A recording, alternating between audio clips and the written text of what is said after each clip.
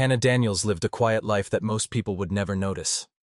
At 29 years old, she worked as a waitress at Rosie's Diner, a humble corner spot tucked between a hardware store and a laundromat in a small town in Kansas. The diner, filled with the clink of coffee cups and the murmur of regulars, was a place where Hannah's presence blended into the background, much like the faded apron she wore every day. But beneath her warm smile there was a story untold, one of loneliness and quiet perseverance. Every morning, Hannah followed the same routine, waking before dawn, walking 3 blocks to work, and greeting her customers with a smile that never quite reached her eyes. The smile was practiced, as was the routine, and yet behind the counter she often felt invisible. She lived alone in a small 1-bedroom apartment above the local pharmacy. Her only family pictures yellowed with age. Her father passed away when she was 15, followed by her mother 2 years later.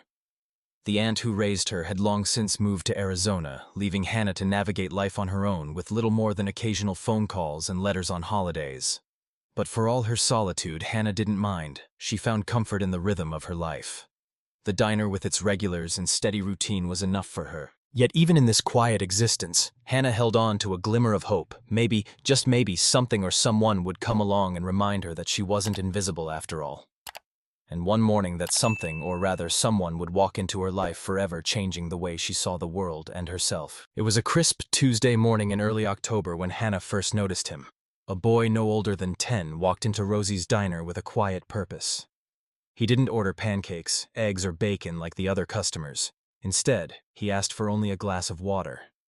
No one else paid him much attention, but Hannah couldn't help but observe him as he took his seat in the same corner booth each day, farthest from the door. His backpack, much too large for his small frame, rested beside him, and a book, always a book, was open in front of him. At first, Hannah thought little of it. He was just another kid on his way to school like so many others. But something about him stood out.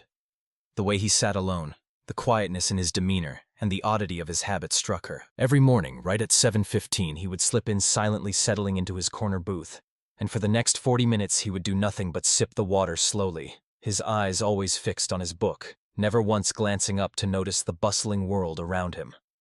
At 7:55, just as the clock ticked toward the hour, he would close his book, thank Hannah with a barely perceptible nod, and leave without having eaten a single bite. The first time Hannah saw him, she brushed it off. He was a quiet kid, probably shy, perhaps even nervous, she thought. But when he returned the next day, and the day after that, and the day after that, it became clear this wasn't just a passing habit. This boy, whoever he was, followed a strict routine. Water, sit, read. Leave no food, no conversation. Just routine. By the second week, Hannah had begun to notice more. He wasn't just any boy. His small frame seemed almost too fragile for his age, and his eyes were different. They weren't the carefree, innocent eyes you'd expect from a child his age. Instead, they were watchful, careful, as though he was observing everything, yet revealing nothing. It was as if he was studying the world from a distance, keeping his feelings and thoughts to himself. His gaze never lingered on anyone, and he didn't look at the food around him the way others did. He simply stayed focused on his book. Hannah found herself wondering about him. Why did he come in every day? Why did he only order water? Why did he never ask for food? And why, despite all the food being served around him, did he seem content with just a glass of water? She wasn't the kind of person to pry into others' lives, but she couldn't help but feel a sense of curiosity about him. Was he from the neighborhood? Did he have family? Did he have enough to eat at home? Hannah had no answers, but the questions lingered in her mind, unanswered, as she carried on with her daily tasks. Then, on the 15th day, something unexpected happened. Hannah, who was always meticulous about her duties, made a mistake. She accidentally brought out a plate of pancakes, extra pancakes from the kitchen that had been prepared by mistake. She set the plate down on the boy's table, flustered, and mumbled an apology. "Oh, I'm sorry," she said quickly. "The kitchen made an extra batch. I'll just leave it here instead of throwing it away." The boy looked up at her, then his eyes wide with surprise. Suspicion and hunger seemed to battle within him. For a brief moment he hesitated, clearly, unsure of what to do. Hannah, sensing his discomfort, offered him a reassuring smile. "It's okay," she said softly. "Sometimes the cook gets the orders mixed up. Better to eat it than waste it, right?" The boy remained silent, his gaze flickering from the plate to Hannah's face, and then back down to the food in front of him. It was almost as if he was trying to decide if it was safe to eat. Hannah turned and walked away, but her eyes kept returning to him from behind the counter. She watched as he hesitantly picked up the fork, his movements slow and careful. When she returned 10 minutes later to clear the plate, she found that it was empty. The pancakes had been eaten every last bite, and yet the boy's eyes were still fixed on his book, his face betraying no emotion. It was as if he had eaten the meal, not because he was hungry, but because he had to, because Hannah had offered it, and there was no other choice. A small, almost imperceptible thank you escaped his lips as she took the plate. Hannah's heart broke a little at that moment. It wasn't just the hunger she saw in him, but the way he avoided eye contact, the way he shut himself off from the world around him. It was as if the boy was a ghost in his own life present, but not truly there. From that day forward, it became their unspoken ritual. Every morning, Hannah would bring him an extra order, something the kitchen had made by mistake.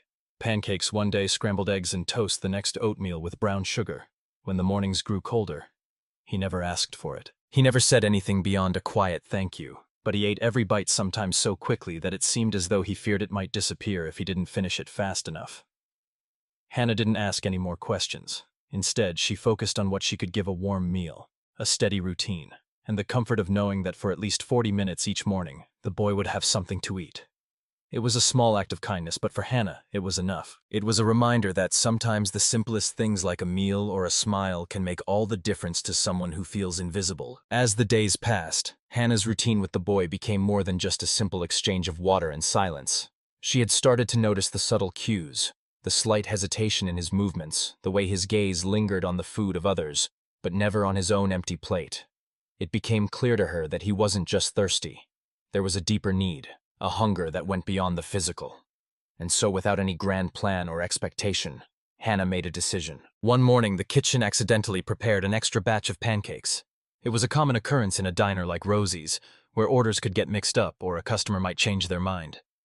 Hannah glanced at the extra plate of food and then at the boy sitting quietly in his usual corner. The thought crossed her mind. What if she could offer him just this one meal, a simple act of kindness? No strings attached, no questioning, no probing. Just food. That day, she set the plate down in front of him as casually as if it were just another regular order. "Oh, I'm sorry," she said, a gentle smile playing on her lips. "The kitchen made an extra batch. I'll just leave it here instead of throwing it away." The boy looked up at her, uncertainty flashing across his face. He didn't speak, but the hunger in his eyes was undeniable.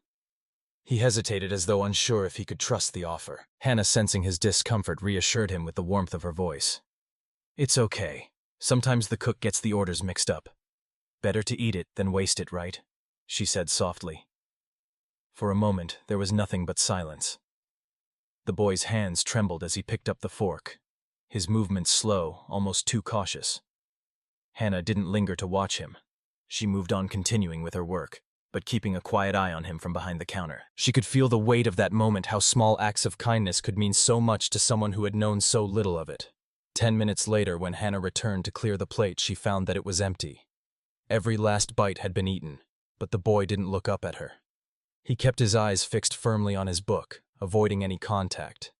And yet, as she collected the plate, she heard the softest whisper, a faint thank you. It was so quiet, so unspoken, that Hannah could almost convince herself it hadn't happened, but she knew it had. And in that moment, something inside her stirred.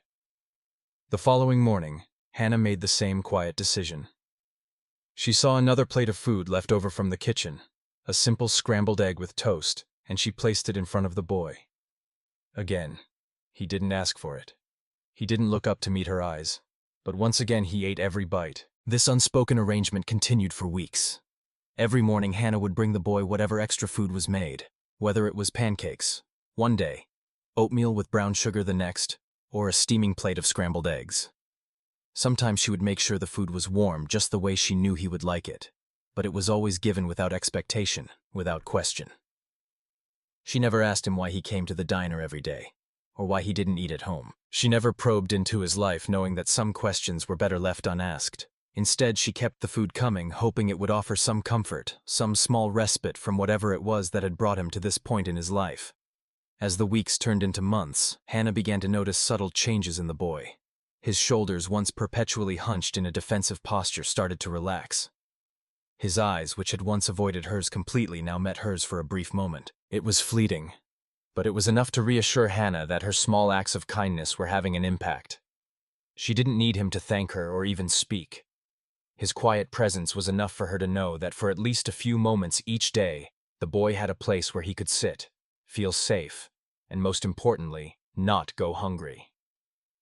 Hannah never asked for anything in return. She didn't want recognition or praise. She simply wanted to offer him something that she knew he desperately needed: a meal. Yes, but more than that, the kindness that came with it. In the midst of her own struggles, Hannah had found a way to make a difference, even if it was small. She never needed a reason to help him, and she certainly never expected anything in return. But somehow she found that in giving she had received something too: the satisfaction of knowing that for a brief moment every morning she could make someone else's life a little bit better, a little bit easier. It was, she realized, a gift in itself. Hannah never asked the boy about his circumstances. She never inquired about where he lived, why he came in every morning, or why he never ate. In fact, she didn't need to know. She understood something very important: that sometimes acts of kindness don't require a reason. Sometimes you don't need to ask questions or demand explanations. You just give because it's the right thing to do. Hannah knew firsthand what it felt like to be hungry, both physically and emotionally. She had been through tough times, struggling through her own moments of loneliness and hardship. Her childhood had been marked by the loss of both her parents, and after her aunt moved away, Hannah found herself isolated, clinging to what little she had. She remembered those nights when she went to bed with an empty stomach and the quiet ache of longing for someone to care, someone to notice. She knew how it felt to need something, anything, and have no one to turn to. In a world where people often ask questions and expect reasons for every action, Hannah understood that sometimes kindness is simply about offering a helping hand without needing an explanation. She didn't need to know why the boy came to the diner or why he was always alone. She knew hunger when she saw it, and she understood that sometimes the simplest thing you can do is provide a meal to someone in need. It wasn't about solving all his problems or fixing his life. It was about showing him, even for just a few minutes each day, that there was someone who cared enough to help. Hannah's decision to help him without asking anything in return was rooted in her own experiences. She had learned that compassion didn't require an explanation. It was just something you gave freely, with no strings attached. Her own pain had taught her that offering a moment of comfort to someone who was struggling could make all the difference. She didn't need to understand the full story. She just knew that, like her, the boy needed something more than just food. He needed kindness, and Hannah could provide that. For Hannah, giving wasn't about finding a reason. It was simply about doing what was right. She understood that in the quiet moments when we offer help without questioning or expecting anything, we create a bond that speaks louder than words. And that was all she needed to know. As Hannah continued her quiet acts of kindness, not everyone shared her view. Among the regulars at Rosie's diner, there were whispers, raised eyebrows, and murmurs of disapproval. Charlie, a retired postal worker who always occupied the same stool by the window, was one of the first to speak up, with his gruff demeanor and no-nonsense attitude. Charlie wasn't shy about expressing his opinion. "You can't just give away food like that," he remarked one morning, shaking his head as he stirred his coffee. "It sets a bad example. Kids these days expect handouts everywhere." "It's not right." Hannah didn't respond, just smiled politely and continued with her work. She had learned long ago that not every comment needed a rebuttal. People would think what they wanted to think, and sometimes there was no changing their minds. Still, Charlie's words stung a little more than usual. She had always respected him, even though they didn't share much in common. He had been a fixture at the diner for years, just like her, and his opinion mattered to her more than she cared to admit. But it wasn't just Charlie. Megan, the grill cook who had worked at Rosie's for nearly as long as Hannah, had had her own reservations about Hannah's growing habit of feeding the boy. "You're feeding a stray," Megan said one afternoon, her tone more practical than harsh. "I've seen it before, Hannah. You give handouts, and they never learn gratitude. They just disappear one day, and you're left with nothing but the empty feeling of having done too much." Megan leaned against the counter, arms crossed, waiting for Hannah's response. Hannah had heard Megan's criticism before. She wasn't surprised by it. Megan had always been practical, even cynical, when it came to matters of charity. She had seen too many people come and go, too many strays take advantage of kindness and never look back. It was a lesson learned over years of working in the diner, a place that had seen its share of lonely souls and troubled lives pass through its doors. Megan had no patience for people who didn't appreciate help. and she certainly wasn't convinced that Hannah's kindness would change anything. But Hannah didn't argue. Instead, she simply shrugged and said, "It's fine. I used to be that hungry too." The words came out more quietly than she had intended, almost as if she was speaking more to herself than to Megan. Hannah's past wasn't something she often shared, but it was true. She had known what it was like to go without, to wonder if there would be enough food to eat that day. Maybe that was why she couldn't turn her back on the boy, even when the other regulars found fault in her actions. As the days went on, Hannah began to notice more of the subtle judgment from those around her. Customers would look at her with a mixture of curiosity and disapproval. Some shook their heads, muttering under their breath. Others openly questioned her decision to feed the boy, as if she were making a mistake by being kind. But Hannah didn't let it bother her. She continued her routine, bringing the boy food every morning without fail, never asking for anything in return. She knew that her actions, while small, mattered. They mattered to the boy who came in every day, silently accepting the meal she gave him, and they mattered to her own heart, which found peace in knowing she had done something good for someone who needed it. Despite the criticism, Hannah remained steadfast. She had learned long ago that kindness, at least the kind that didn't come with expectations, wasn't always understood by others. People often questioned things they didn't understand or weren't willing to do themselves. But Hannah wasn't doing this for the praise or the approval of others. She was doing it because she knew what it was like to feel invisible, to go hungry, to need something without asking for it. She had been that child once, and she couldn't ignore that part of herself now. So even when the negative comments continued to circulate, she pressed on, letting the whispers slide off her like water on a window pane. In the end, Hannah realized that not everyone needed to understand her actions. Not everyone would agree with what she was doing, but she didn't need their approval to know that she was doing the right thing. Sometimes kindness was simply about offering what you could, even if it wasn't understood or appreciated by others. The boy may have been invisible to everyone else, but to Hannah, he was worth the meal, and that was enough. As Hannah continued to serve the boy his free meals every morning, it didn't take long for Lucas, the manager of Rosie's diner, to notice what was happening. Lucas had always been a bit of a stickler for rules, and was fiercely protective of the diner's bottom line. Hannah's acts of kindness hadn't gone unnoticed. But it wasn't until one quiet morning, when the diner was particularly slow, that Lucas decided to have a conversation with her. "Hannah," he called her into the small office behind the kitchen, his tone more serious than usual. "I've been watching you with that kid. You can't just be giving away food like that. You've got to understand, it's bad for business. If people catch wind of this, it'll set a precedent. We can't have employees just handing out food without a reason. People come here to eat, not to get free meals." Hannah stood in the doorway, feeling a knot form in her stomach. She knew Lucas wasn't one to back down easily, especially when it came to matters of business. But she didn't expect him to approach her about this. She had always tried to keep a low profile, doing her job quietly without drawing attention. But her quiet generosity had apparently become an issue. "I understand," Hannah said, twisting the ends of her apron nervously. She didn't want to argue. She didn't want to cause trouble for the diner. But at the same time, she couldn't stop helping the boy. She thought about how he had come into the diner every day, sitting alone, never asking for food, and it broke her heart. How could she turn her back on him now? Lucas raised an eyebrow, as if sensing her hesitation. "It's not that I don't sympathize, Hannah, but you're not in a position to just give things away. You know what I mean?" Hannah nodded slowly, her heart racing. She had expected this conversation, but hearing Lucas's concerns out loud made it all the more real. She knew that if she continued this pattern, it might affect her job and the diner's reputation. But she couldn't bear to stop helping. The boy needed her, even if he never said it. After a long pause, Hannah finally spoke, her voice steady but determined. "I'll cover the cost myself, Lucas. I'll pay for the meals out of my tips."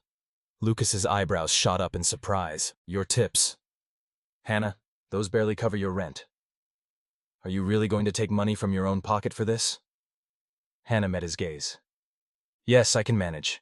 It's just one meal a day. I can make it work." Lucas stared at her for a moment, his fingers tapping rhythmically against the laminate desk. He was silent, weighing his options before finally sighing. "Fine. But if it affects your work, or if that kid causes any trouble, it stops immediately. Understand?" Hannah nodded, relief flooding over her. She had expected the worst, but this compromise was something she could live with. She would cover the cost of the boy's meals. No questions asked. She wasn't sure how long she could keep it up, but for now it felt like the right thing to do. From that day on, Hannah began setting aside a portion of her tips to pay for the boys' breakfasts. It wasn't a lot, but it was enough to cover the extra meals Hannah didn't mind. It didn't matter if the money wasn't much. What mattered was that the boy could eat. Every morning she would silently place the extra meals in front of him without expecting anything in return. She didn't need recognition or appreciation. She just wanted to make sure that for at least a little while the boy wasn't hungry. Over time, her quiet acts of generosity began to have a ripple effect on the community. Word started to spread about the waitress who fed the boy without asking questions, without hesitation. Some people still criticized Hannah's actions, but others began to appreciate what she was doing. Her quiet persistence didn't go unnoticed. One morning after weeks of the same routine, Hannah noticed something different. A local businessman, a regular customer, came in and left a note on her table. "I heard what you're doing," it read. "Thank you for showing us what kindness looks like. I hope more people follow your example." Hannah felt a warm glow in her chest. It wasn't about the praise or the recognition, it was about knowing that someone saw her efforts, that they understood why she was doing it. And it felt good to know that her small acts of kindness were making a difference, not just for the boy but for the people around her. Lucas, too, started to soften.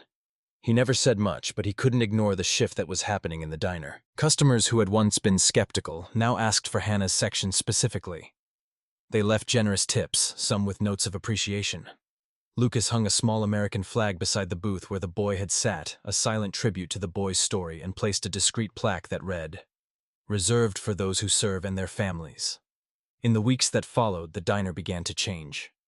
What had once been just a place to grab a quick meal became a place of quiet dignity. Hannah's simple act of kindness had not only touched the boy's life, but had subtly transformed the entire diner.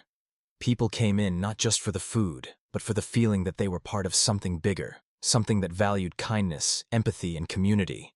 And for Hannah, that was all the reward she needed. One morning, as the familiar sounds of Rosie's diner filled the air, Hannah found herself glancing toward the door, waiting for the boy to arrive. But as the minutes ticked by, there was no sign of him.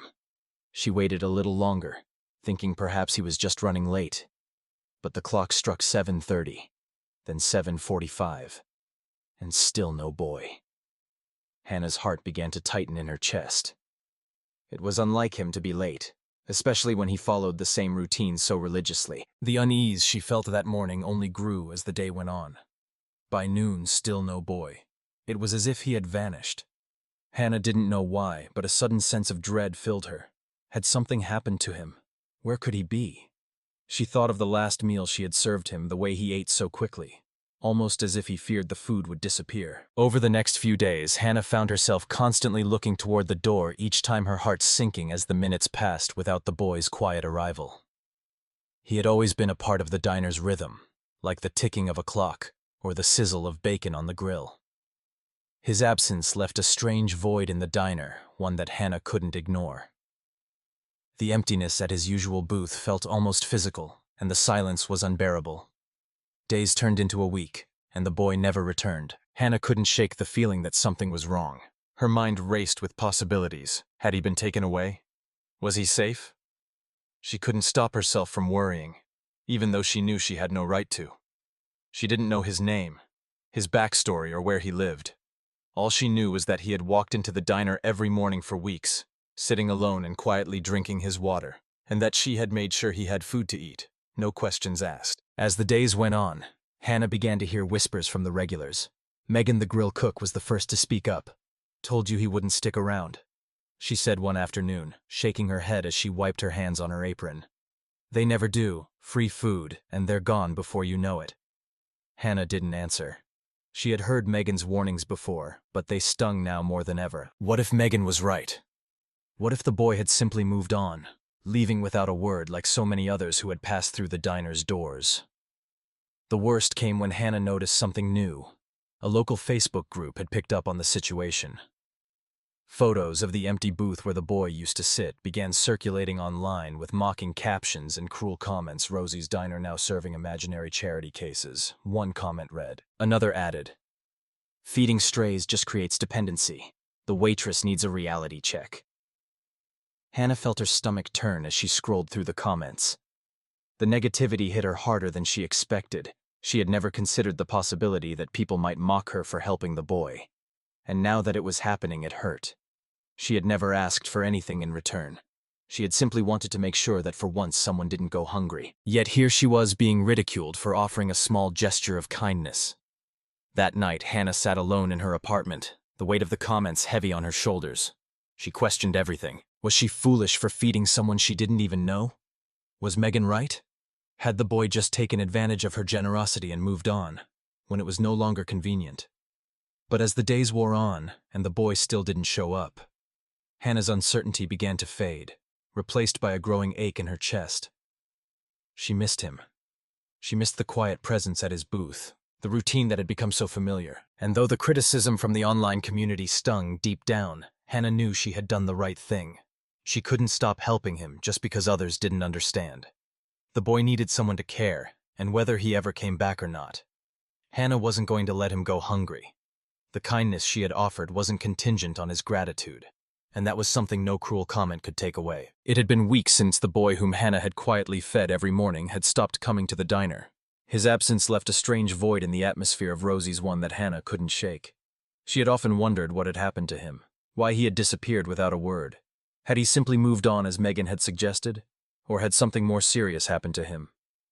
Every day she hoped for his return, but as the days stretched into weeks, her worry only deepened. Then one morning, as Hannah was wiping down the counter and preparing for another quiet day at the diner, something unusual happened. A black SUV pulled up outside, followed by 3 more, each with government plates. Hannah froze, her eyes instinctively drawn to the vehicles as they parked in front of the diner, their presence as intimidating as it was unexpected. A group of uniformed men standing tall and straight emerged from the vehicles and lined up in front of the diner. Hannah's pulse quickened, and she couldn't help but wonder what this sudden appearance meant. Her mind raced with possibilities. Had something happened to the boy? Was this some kind of official visit? The door to the diner swung open and the bell above it chimed, breaking the silence. The man who stepped inside was dressed in a crisp military uniform, and the weight of his presence seemed to fill the room. He was tall, with a weathered face that spoke of years spent in service. His chest was adorned with rows of ribbons and medals, reflecting the morning light in a way that made his appearance all the more imposing. Hannah's heart began to race as the man walked toward the counter. "Can I help you, sir?" she asked, her voice barely above a whisper, her anxiety growing with each step he took. "I'm looking for someone," the man said, his voice steady and commanding. "A woman named Hannah Daniels." The diner had grown suddenly quiet. Every eye in the room was on Hannah as she stepped forward, her hands trembling slightly as she placed the coffee pot down. "I'm Hannah," she replied, her voice trying to sound calm, though inside she felt anything but. The officer's stern expression softened just slightly, and he introduced himself as Colonel David Harper from the United States Army Special Forces Command. With a gentle nod, he reached into his breast pocket and pulled out a crisp envelope. "I'm here because of a promise made to one of my men," he said, extending the envelope toward her. Hannah's mind was spinning. She took the envelope, her hands shaking. Who is this from?" she asked, her voice barely above a whisper. "Adam Thompson," Colonel Harper replied. Hannah's heart skipped a beat. The name felt both familiar and foreign. She had heard the name before in her thoughts whenever she'd wondered about the boy she had been feeding. But now, hearing it spoken aloud, it became real, and she knew that this was no coincidence. Colonel Harper explained that Adam was the son of Master Sergeant James Thompson, one of the finest soldiers under his command. "Sergeant Thompson fell in Afghanistan," Colonel Harper continued. "His last wish was that we find the woman who had been feeding his son. He wanted to thank you." Hannah's mind was reeling, but she managed to collect herself enough to ask, "Is Adam okay? Where is he now?" "Adam's safe," Colonel Harper reassured her. "He's with his grandparents now in Colorado. But for months he came here every morning quietly without asking for anything. His mother left shortly after his father was deployed, and Adam was left to fend for himself. He used the small emergency fund his father had left behind to make ends meet, and he would come here hoping to get a meal before heading off to school." The truth hit Hannah like a wave. The boy she had been feeding was not just any lonely child. He was the son of a soldier trying to survive alone, struggling with a loss that no child should have to endure. Adam had been proud too. Proud to ask for help and too afraid of being taken from his home to tell anyone the truth. Hannah's heart ached as she imagined the boy, just a child, carrying such a heavy burden all on his own. Colonel Harper handed her a letter, one written by Sergeant Thompson before his death. In his final letter, Sergeant Thompson wrote that if anything happened to him, We should thank the woman named Hannah who fed his son. He said she never asked why he was alone, never made him feel ashamed. She just fed him day after day without expecting anything in return. Tears blurred Hannah's vision as she read the letter. She had never known the full extent of Adam's situation, but now she understood. She had been there for him in the way that mattered most, without questions, without judgment, just kindness. You didn't just feed a hungry child, the letter said. You preserved the dignity of a soldier's son.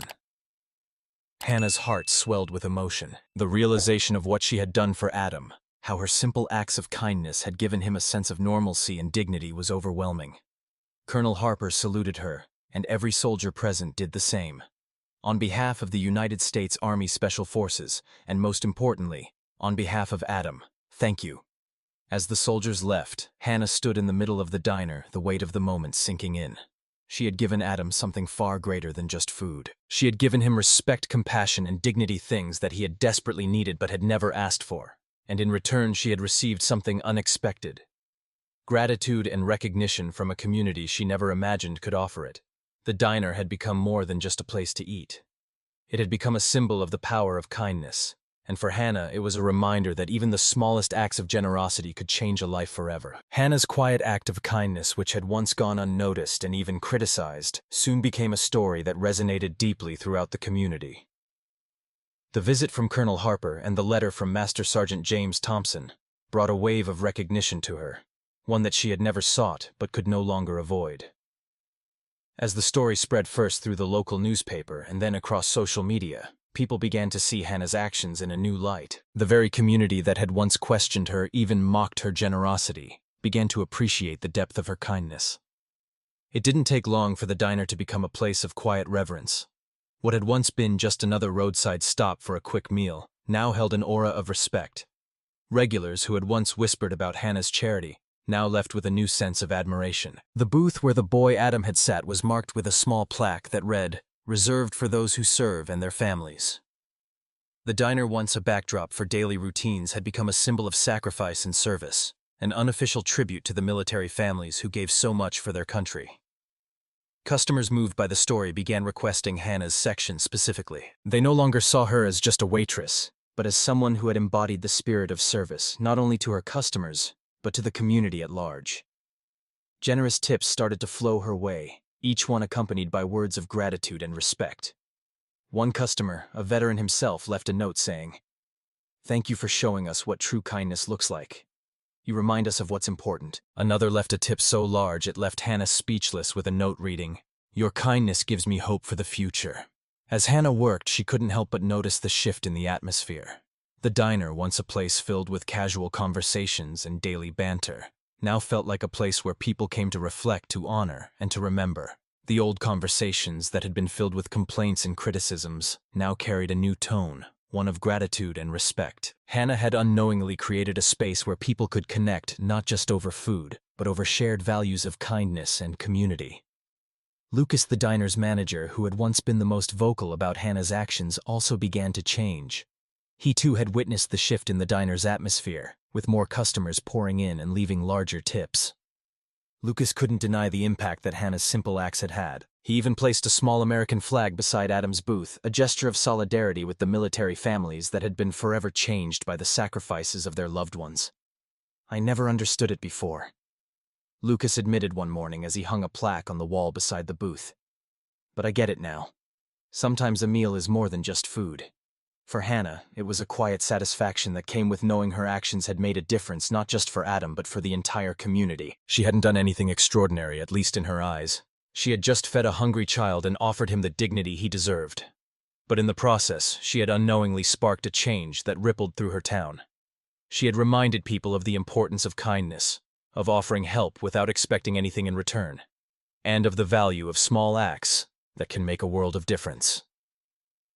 As the weeks passed, Hannah's story continued to inspire others. It wasn't about the money or the recognition, it was about the profound effect her kindness had on those around her.